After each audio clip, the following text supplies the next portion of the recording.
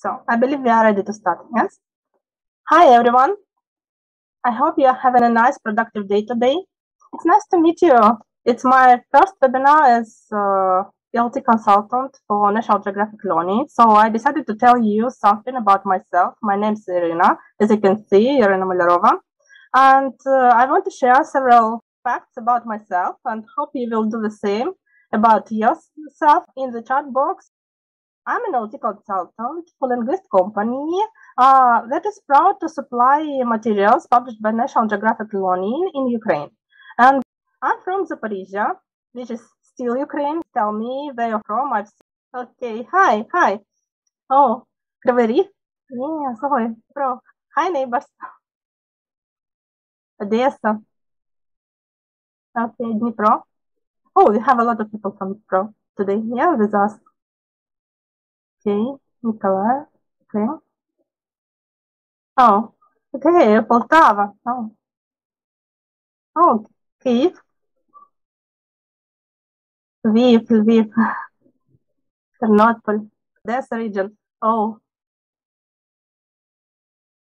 It's important right now to be united. Okay, Volyn. Oh, Черкаси. The first Volhynian, first Черкаси.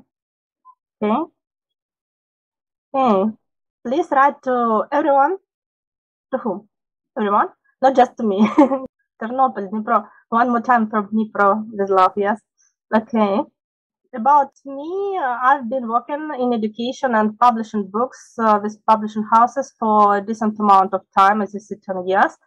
I hope that you will find my suggestions of some value, but I also expect to pick up some ideas and also some insights from your experience. So please share a lot of information, a lot of your issues, a lot of your inspirations in chat box and questions for our seminars and webinars. I hope we will be sharing with each other, and it will help us to progress and also to develop as teachers. And I want to share with you that I just had really taste and hot black tea. I hope you also have something warm, or maybe you plan to prepare it after this webinar. So I just hope you will feel cozy and warm and also welcomed. Oh, Chernovtsi, I see caps locks. Okay, it's 3, Kyiv. Okay, good. It's very nice to meet you all. Today we are talking about encouraging family engagement in primary schools. I chosen this topic to talk with you about students aged from 6 years old up to 12 years old. But, you know, most of the ideas you can modify and apply to teaching teenagers too. It's just that today we will be looking at examples from primary books, and we also will be talking about parent-teaching experiences and relationships from the 0 point. Then we only started to build them because it always takes more energy to mend some relationships than to build them from just scratch. That's why we are looking at primary school today. But if you are interested in teenagers, there would be some article about this topic in October. So stay tuned with us, with linguist, and you will see some ideas for teaching teenagers and engaging their families into learning process. We'll just quickly running through what we are doing today with you. So we have some agenda, and today we will be discussing such questions: family involvement and also family engagement. Are they different? Is it the same thing? How they are compared? What are different approaches? Yes, we will discuss how basically involve and engage families into learning process. But we will see, is it different approaches or just the same, just like synonyms? Yes. Also today we will talk about what doesn't help us to build productive partnership with families, with parents, with caregivers, yes, and also what obstacles we meet. I hope you would be sharing your experience with me, because you see it's a stress-related topic. So I really appreciate if you would be sharing all your good ideas and also your bad experience. Okay, and also today we will be definitely talking about strategies, proven strategies of what we can do, how to help families to be invested in their children education, and also definitely your questions and answers. So it would be like that. We have 3 questions that we need to cover today, 3 focal points, and we will just run through them. If you have some questions, I encourage you to type in the chat box even right now, or just ask them after the presentation as you see fit. I hope we will cover all of them. I will be just looking at the chat after the presentation, okay? One more important notice about your certificates. After the webinar, you will receive your certificate of participation, but please give it several hours and yes, check your email as well as junk box. You know, sometimes it just flies there. That's why we're asking you for understanding. Please give it several hours, okay? You see, it will be looking like that with your name there, and it will be sent to your email. Let's start. I prepared a quote for you. It's a quote of one of the most inspirational submarine explorers, Rachel Carson's, but I just hidden a keyword. Please make a wild guess. What is hidden in this quote?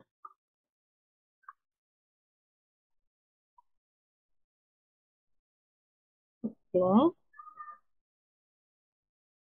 I see we already starting discussing bad experiences. Please. Okay, parent.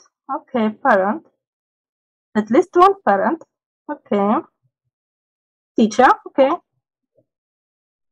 More ideas. Friend. Oh, yes, friend. Okay. Adult or adult classmate. Yes, body system. Yes, definitely body system. If it talking of different approaches. Yes, body system. It's like doing miracles for learning.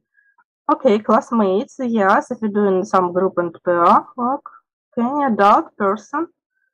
Okay, yeah. You know, I agree with most of you. Yes, friend. Okay. Mentor. Oh, mentor. It's first mentioned. Okay. At least one mentor. Adult. Okay. Let's check. It's adult. You see, they mostly agree that it's person. They just see this role a bit different. Some who have written a teacher, I agree with you. Yes, definitely. This adult can be teacher, as he or she will be helping and sharing knowledge, and we are doing that as teachers. We are not just telling or showing something. We're sharing. Yeah, we're sharing and involving people in learning process. That's why, yes, we can say that it can be teacher. Also, I agree that it can be parent, as some parents strive to be good at teaching too. Something about helping people, yeah, showing love, showing respect. Yes, all these things will be something that parents and caregivers would be sharing with their children as teachers. Yes, like lifetime teachers. But also, you see, it's important that Rachel Carson says here that we need to share the excitement of the world with our children, then we help them to learn something. Rediscovering this enjoyment and also excitement, and even this small secrets and mystery of the world, like we need to be surprised, we need to be stunned, we need to be shocked by the world, and show our children how we deal with this new knowledge, and also with something like we call wonders of world, something like that. That's why we try to take this approach as National Geographic Learning, bringing classroom to life and life to classroom. It's just that it's important that it would be one person, at least one. Yeah, at least one. It can be a teacher, a mentor. As we have different types of teaching, sometimes language center, sometimes it's state school, Sometimes it's just camp, yeah, with some recreation activities. It's also mentoring, just we helping to learn everywhere. And also friends, classmates, yes, but here we're talking about adults, as our topic today related mostly to them, adults. But yes, if you're interested in this approach to take a look at learning from student to student, yes, it's also a good topic. I will make a note for myself to take a look at it and maybe discuss with you. But today we're talking about adults, so we are mostly looking for a mentor. It can be teacher and can be parent. As Rachel Carson says, at least one.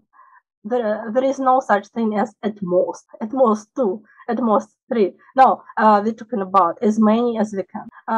Such approach. And also, as you know, right now we are going through rapid changes as Ukrainians. We try to stay together as one and help each other with a lot of tasks, yes, with hardships of our situation. That's why we also experienced that our students and their families, they maybe not intentionally, but looking for other teachers' support and also understanding. But we also need their support and understanding, and this communication to be built on trust, not just like business-like. Yes, we're talking about supporting as we are helping Ukrainians right now. Yes, so, such kind of heartwarming experience when we do everything to help and also don't expect a lot in return. We just given a hand, yes, given a hand at top, they would take it if they can. That's why it's such adults who can support and also enjoy the process of this supporting. We will talk with you about involvement and engagement. I propose you to take a closer look at it. First of all, I have a picture for you. Probably you've been there. I personally can say I've been there in the middle of such communication. Then you are having a parent-teacher meeting, or maybe it's just some kind of online communication. Then you sit there, you discuss important things. Yes, really important, and also things that help you organize the learning process. But nevertheless, you feel not welcomed. You feel that you are not really invested in it, even if you want. Yeah, it's hard to invest in some communications. And sometimes you also feel that, okay, we will quickly discuss it. I'm tired after my working day, yes, and also, is it today a series of House of Dragons or no? Yeah, something like that. So we are trying to be invested, but it's also hard to keep attention in such communication because we feel there are some obstacles, some barriers, and it's not often easy to figure out what's happening with it, how we can improve it. I propose you to take a look at basics of such communication when we feel not invested in it. First of all, it's the setting goal. We will be having such event, we will be visiting such museum, yes, even if it's online. You will need to be prepared for such schedule, with setting goals for our students and also with setting goals for their parents. It's happening like that. It's naturally for us because we also do that with our work. When we open in teacher book and take a look at it, and we say, okay, we have some goals for unit. We need to try to come to better results with it, and we have a process. The process is in the teacher's book, divided in small steps, but for communication with parents, we can show them these steps, how we will reach these goals. They just know that we are setting some goals, and that's why they two minds how to do that. They understand that they need to do better and help you, but how to do that, it's harder to say. we given tasks. We need to understand that parents, they are workforce, they have own tasks that we need to do every day, even if it's just house chores, it's what they're doing. And then we asking our our students to bring homework and ask parents to help. We just given another type of tasks to these parents. It's like adding to their work responsibilities, but we are not receiving any kind of benefit from it, aside from helping their children, spending time with it. Yes, it's good to have time with their children, but they also can do some other activities, more interesting activities with their children, not just doing homework. That's why you need to understand when they just all communication built on what they need to do as homework, yeah, or maybe what they need to learn with their children as self-study. It's hard to be invested in such communication and also give you credit when you have need, yeah, for support, and also need to discuss tough topics. That's why what happens when we given tasks, it's essential that we will be discussing outcomes of these tasks, but usually we do it like a feedback for a period, yeah, for 1 or 2 units, for maybe for 4, yeah. Maybe semi-term or term results, we discussing like that. But at that moment, we already given such information that we set some goals for our parents, and also here we are providing them with results of these goals. It's feeling like you have a work. Someone set rules for you, like goals, didn't give you steps, ask you to do a lot of additional homework, and after that show you results, and sometimes these results are not up to your expectations. And the problem is that it really dismotivating all our parents and caregivers. They are former students, they are former pupils. They've been there, they already experienced some positive and negative experiences with learning. They have some learning abilities and also have some learning skills. Sometimes it's very they have good development with it. Sometimes not. That's why then you're given tasks. They related not to you, but to their usually bad experiences with their teachers. If they didn't want to learn English at that time when they are learning it at school, they will bring this experience to you, and also they will do what? They will come with complaints to you about results, and then you would be forced to deal with complaints. And at that step, teachers experience this dismotivating atmosphere. So what's happening? We dismotivate each other, parents and teachers. We having some gaps in our relationships if we do it just not regularly. We do it just from time to time, yeah? And also have gaps between two important steps, goals and outcomes. This is called involvement. Yeah, why it's involved? Yes, by default we involve parents into children's learning tasks and also their school life, but we only give them partitions that usually not really entertaining, not funny, not something that you wouldn't be feeling proud about, yes, and only outcomes is something you're looking up to, and also it relates on how well your children are working. That's why problem that sometimes not the best outcomes lead to disappointment of parents, and then parents say something to their children and children feel dismotivation. Such process is happening. Let's change it a bit. It was about involvement. I propose you to take an approach, take a look at this photo. You see, what it is different. At first photo, it was only adults.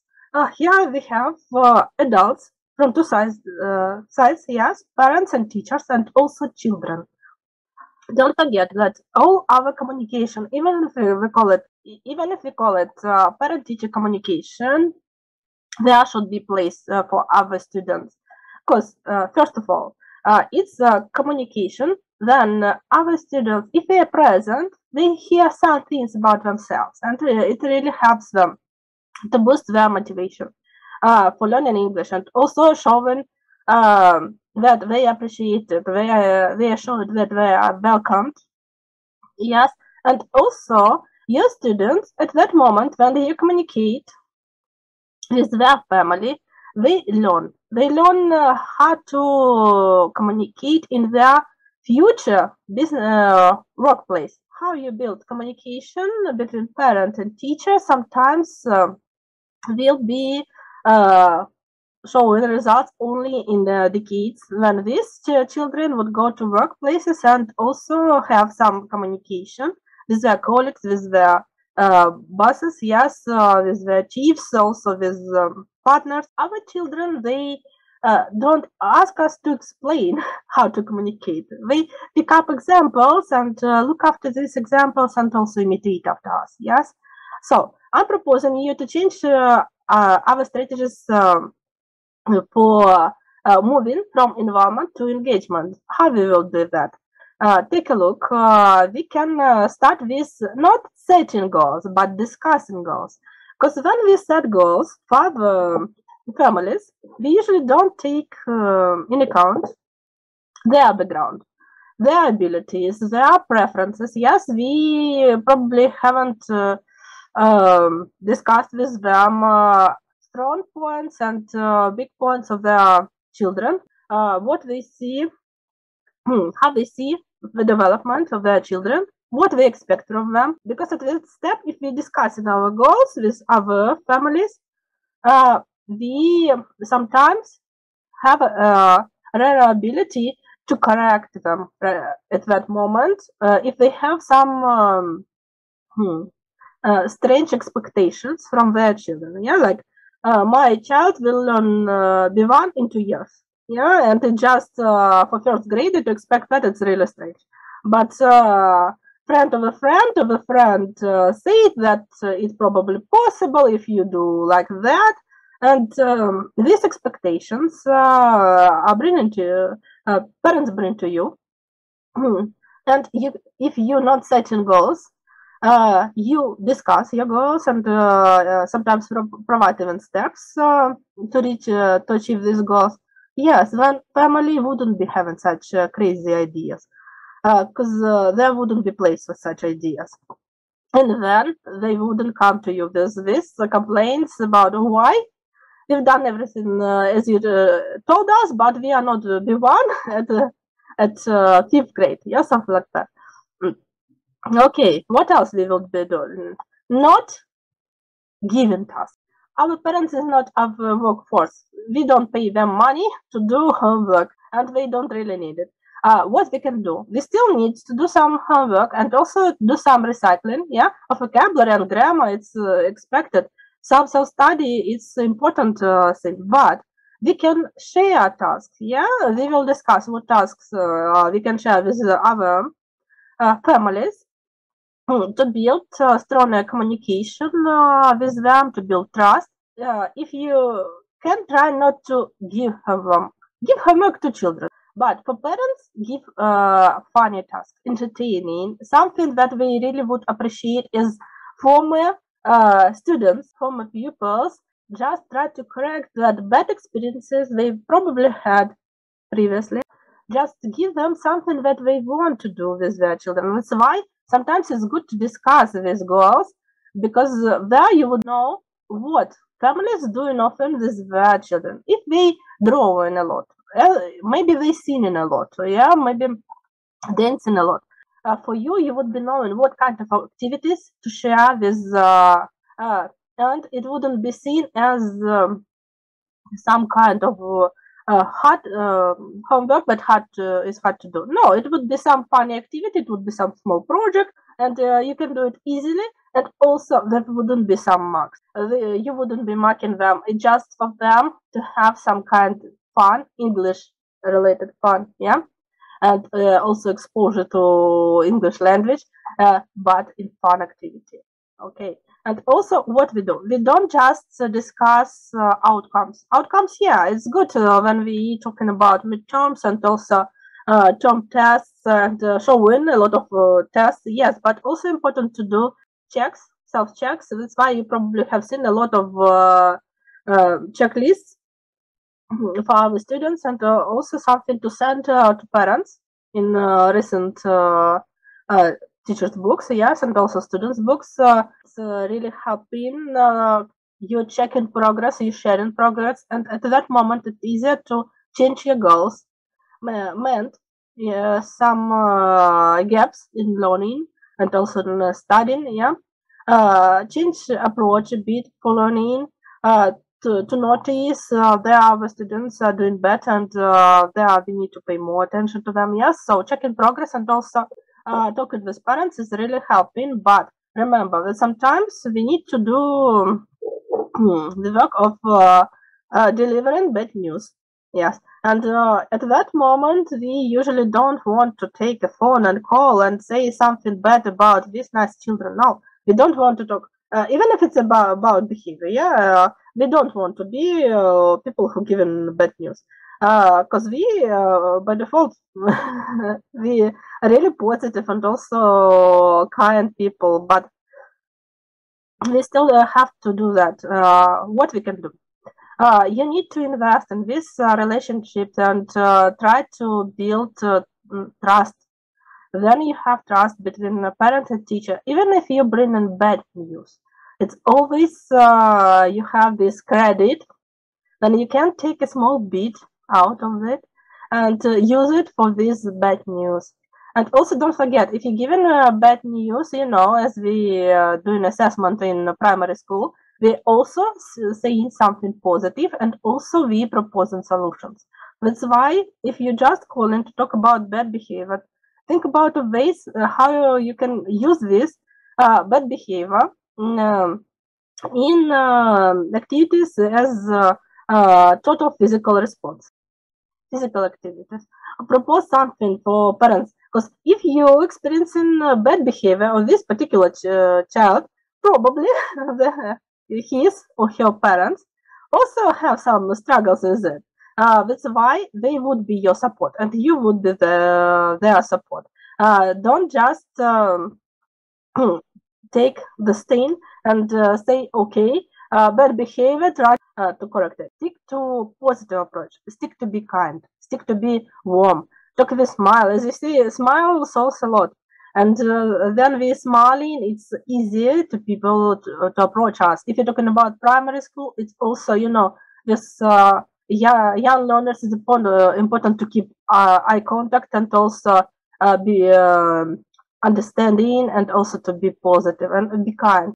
Then children feel your warmth, and also try to be encouraging for you too. We check in progress, and we also quickly meant our tasks and our goals there.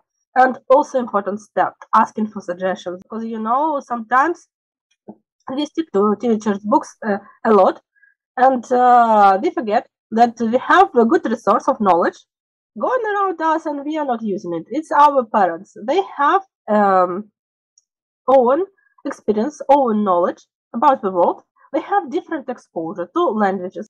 They can share with your students. Someone is good at drawing. They would give a small presentation for you. For example, 5 minutes on Zoom, telling your students how to draw face. Yeah, something like that. One of your students would be able to say, oh, it was my dad, or it was my mom. They were with us, yeah, only for 5 minutes. But your students feel invested, you feel motivated, and parents feel this positive attitude, and also feel that they are valued and welcomed. Also ask them for suggestions. It can be some kind of survey, yeah. It's not important for you to gather all of them, have a profound discussion for an hour or for 2. start a conflict, stop speaking with each other. No, just a small survey. Like, I'm looking for ideas for next month's lesson of this video. What you would propose to add to it? We have 10 minutes, and you giving them topic and ask for that. This teacher-parent communication, we start small and don't expect a lot. Seen some of you wrote very difficult to work with parents, but we're not working with them. They working somewhere else. We are communicating with them, and for communication, we always start small. Even if it's just a small picture that you're sending, or maybe just a smile that you're sending, you begin to build this trust from small deeds, and then progressing, and then you would feel it's even good that you can say something like bad news, yeah? Tell about some issues and problems. Have like individual discussion with his family. And they wouldn't feel offended by you because they know you. They know that you are welcoming their children and also supporting their development and also helping them to progress as parents too. We are comparing environment when we just setting goals, we just giving tasks and discussing outcomes, and then if there are some complaints from other parents, we try to deal with them, yeah, and feel a lot of stress with it. Yeah, it's I also been there. I know that how it's working. But if we taking another approach, parent engagement, we discuss goals. Yes, even if we see that it's not corresponding in full with what we want to teach, we also need to take in account the abilities of other students, the expectations of parents. Yes, that's why discussing goals is important. Also, we share tasks. We share fun. Yeah, you usually know which tasks are easy to do. Their children do it actively, and also they would like to do it at home with their parents. It's easy to see by if you're looking for smiles. Yes, and also, yes, we're doing progress check. It can be just a quick list for check-in, or you can take some kind of paper, write a chart for them and show some kind of progression. It can be if you're using online practice. You can also print some kind of results from tests, but you need to share this progress with families. And also ask for suggestions, ask for help, ask for support, ask for understanding. Because you're not a robot, you are human. Yes, you're professional, but you also need support. And that support comes not only from your colleagues, teachers, yes, but also support from families of your students. They know something, they have some knowledge, they have some experience. If you want this approach, like teaching students real world language, real world experiences, yes, you can use your parents as a library and ask for suggestions from them. Okay, so how do we engage them? I just want to take a quick peek with you at Bloom's taxonomy for learning intentions. I prefer such way of building it because it's easy to see objectives and skills that we need to set for our students. You see, remembering, understanding, applying, analyzing, evaluating, and also creating. I want to divide in several sections for you to see what I'm meaning today about how to engage families. Like that. Yeah. First 3 steps happening only this teacher. It's learning new vocabulary, learning new grammar. We're trying to remember it. We're trying to understand it. Yeah, we have some kind of discussions with our students. We build our own grammar rules. We try to modify them. We test them. We try to understand them completely. Yeah, and we start applying it. It's all called comprehension. And in this learning intentions, we also have critical thinking. It's when we analyze something and evaluate something. Initially, yes, it's all happening in your classrooms, during your Zoom lessons, if you're doing it online, yes. And also creative thinking when we produce. Yeah, we produce. It can be happening online. It can be happening in blended teaching. It also can happen if you have your cozy classroom, but it's hard to say who has it right now in Ukraine. So what I'm talking to you see, all these can happen, activities can happen in your classroom. But let's take a look what we can share this family. Yeah, we will be able to share comprehension or maybe critical thinking tasks or creative thinking tasks. What you would share with them? Which activities is better to share? How do you think? Please write in the chat. Comprehension, critical thinking, or creative thinking? What you would give to your, or maybe you already given to your parents some kind of interesting and funny activities, and they're related to subjects here. Comprehension. Oh, comprehension. Okay.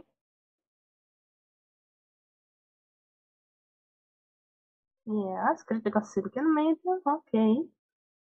So yes, like discussing maybe. Yes, like giving something to discuss maybe. Yes, to analyze. Okay, no one gives critical thinking. No projects for home. I believe we give a lot of projects for home. Okay, critical thinking. Yes. Okay. Okay, critical. Yes, I agree with you. It's something that we enjoy. Yes, we enjoy tasks that don't force us to write a lot. Yes, but for small discussions, it's enjoyable. And we can do a lot of such tasks in pair work, in group work, as a class, and also at home with parents. Why not? I will show you four skills that we usually try to give such activities to give as tasks for parents and family if we want them to stay engaged and interested in our learning process. What we give? We give communicative tasks. It's important. Yes, we need to have small communication with the children. It's not it shouldn't be about what's your homework? Have you done it? No, it's something like about what have you learned today. Also, creative thinking. Yeah, some kind of collaboration would be good. Yeah, if it's not productive projects. Yes, it's good. It's collaboration. They do it together, but don't expect that homework is collaboration. Yeah. I mean, like doing some grammar exercises. Yes, it's some kind of collaboration, but not really motivating. That's why we are sticking to oral collaboration. Also, maybe taking steps into writing collaboration. Yeah, maybe it can be some kind of audio collaboration when children doing small exchanges with their parents in social media. Critical thinking differently, it's a part of communication, but here we are analyzing, and also creative thinking, yeah, I told you, but you see, it's never initial. That's why comprehension is not something that we try to give to families. It's nothing from these activities and intentions are given as initial task. Only as for recycling, or only that you already done in your class, and your students can do it one more time with their parents, but just try to adapt it to their abilities. I will show you. It's rather interesting and rather easy. Okay, so what we do? Take a look. It's example from our wonderful world student book. It's level 1, so for first graders. And I've taken the unit opener, and what I can do? I can send this picture to parents, like in a group chat, and say that we discussed it. If I know that my first level, here we still doing Ukrainian, partially English learning, yeah, stuff like that. I can just translate and send them this information about this place. and send them a question, in Ukrainian maybe, about this place that they can ask their children about and have some kind of discussion. It should be taken as critical thinking. Start with something. Do you want to travel there? Or if we would be there, what we would be doing there? Let's imagine that we are taking a walk there. Or just send them a list of words and say, this translation, and say, we learned new vocabulary, this is picture. You can play with your children and identify objects. Flow, ice, mountain, big trees, snow, water. Just open on your phone, circle it, something like that. Play with it for 1 minute or have 2 minutes discussion, only for recycling.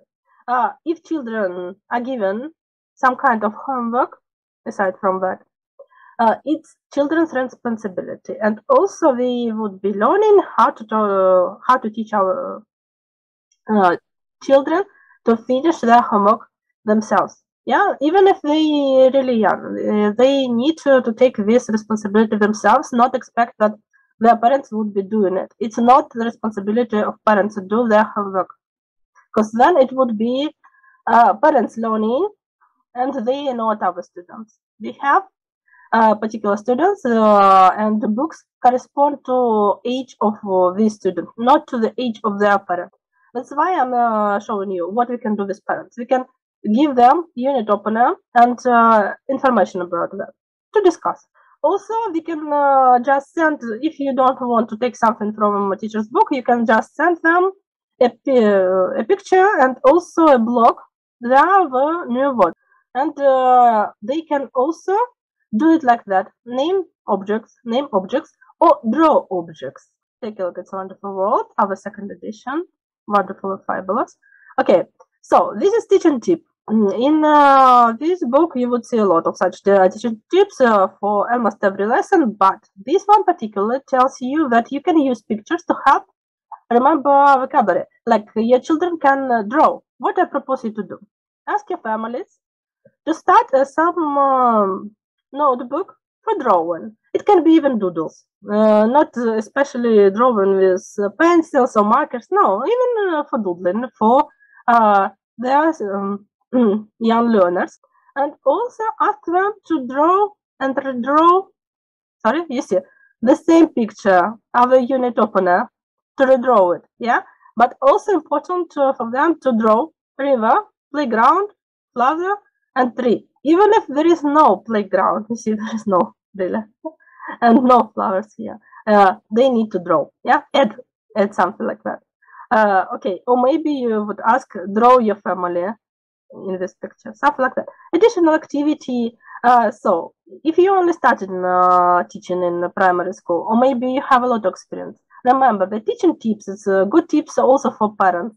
You can share it with them. These activities. Just pay attention that not every family knows English at the level of teacher. That's why, if you can, please translate it to them, or just paraphrase, explain it to them. Yeah, just usually 1 or 2 steps. Take notebook, draw unit opener with yourself. Yeah, something like that. Okay, so it's what we can do with it. Just send in picture and given several tasks. And also, they can do it together, yeah? They can draw. I understand that it's a complicated picture to draw. You see, a lot of details would be missed. Also, you need to pay attention to colors, so maybe use different colors. It's something that also you can use not only teaching tips as something like additional activities for your family. Extension activities like naming colors or singing one again alphabet song. Why not to send it to family? It's a fun activity. It's something interesting. It's usually a good lesson finisher, and also provides you with a lot of recycling. Yes, so we can do that. We can give such activities to family. We just explaining it to them, sending files to them. Yes, like pictures, and also sending an alphabet to them to sing together with their family. With their children. Yes, so it's a good experience to give such activities to family, because I told you we are trying to engage family is small deeds. You provide some help, a bit. Don't expect a lot from the beginning. Just take small steps with parents. Then it would be easier for you to look. You see, it's a video lesson, so I quickly tell you what we are doing with it. It's a lesson, then you have some before watching vocabulary, and also while watching activities and after watching. And you also have these activities watching. It's very good when you have this activity for recycling. Look for activities for recycling vocabulary, recycling grammar. If it provides you with different language skills like reading, like speaking, even writing, it's good activities. But don't give it as a homework for parents. There is no such thing as homework for parents. They have their own work. There they receive salary. We don't try to add to their workload. No, we just provide them with activity. If they have time, they can do it with their children. And we don't give marks them for that. Yeah, like you're a good parent because you've done it. Oh, you're a bad parent because you never done it. No, it's activity that you can use. And the first several tries, no one would be using usually, but at some point, one of parents tried and recommend to use such activities to rest of parents, and it's like wildfire. It just spreading. Your students would be doing it a lot if just one parent recommended to another. After that, it would be much easier to communicate with families because one parent would be supporting you, even promoting your activities to other parents and saying, oh, we've tried, it's very interesting, do that. Yeah, so try to stick to such motivated parents and encourage communication between parents. And if they have conflicts, try to mend it just for them to still be in such communication. Then they can promote your ideas to different families. Okay, so let's sum up quick. Families are to be involved or to engage. I believe both. It's hard to say that we do only engagement. No, we have some moments of organization of a learning process when we need to just involve. Online task, yeah, online task is where children. Yes, wall, also some kind of Jamboards. Yeah, if you're doing using that site, yes, it's working. Anything that goes visual, yes, it's really helping with online. If you want trust, you use engagement. If you want quick solutions, you use involvement. I ask you to do it in a balance. It's up to you to choose the approach. It's just that you need to know that engagement takes some kind of period of time, and we start with small deeds. Involvement is just we setting the rules, and also we having the results as complaints. Yeah, we sometimes deal with complaints. Engagement usually don't bring you complaints, at least not a lot. Okay, also we take business or human approaches, only human approach. They only try not to be judgmental. We try to stay to stay kind, to stay warm, to stay nice, yes, and also to smile and keep eye contact because it's important. It's a human approach. We don't do it as a business like you doing that, see you in several months. No, we try to be friendly, not over friendly. I believe you still need to keep some distance with families, but human approach is really important. Also, what we do we share fun or do we share responsibilities? I'm all for sharing fun, but responsibilities are also important. Yeah, it's like this involvement and engagement. If you do it in a balance, remember that responsibilities, it's about discussions. Yeah, it's how you discuss goals, how you discuss outcomes, how you discuss progress. It's not about setting goals, about giving tasks. No, you can give tasks to students. It's their work to learn. Yeah. For parents, it's not their work. They want to be invested in fun activities. They want education. Yeah, I remember this word: education and entertainment. Education. Yeah, that's why if you're giving them something just for a quick check, for fun discussion with their children, for drawing, for dancing, these total physical response activities, yeah, very really good. They would like it. And if you even bring them a picture, then it's written teaching tip, they will like it because you're sharing your knowledge with them, and it's like life hack. They would feel that they learned something forbidden, yeah, something secret and mystery that we learned from Carson, yeah, from Rachel Carson. She told us that we need to feel this mysteries of learning process, yeah, and it's happening like that. That's why please balance fun and responsibilities as we balance in involvement and engagement. Yes. Okay, and so questions, answers, quick run through.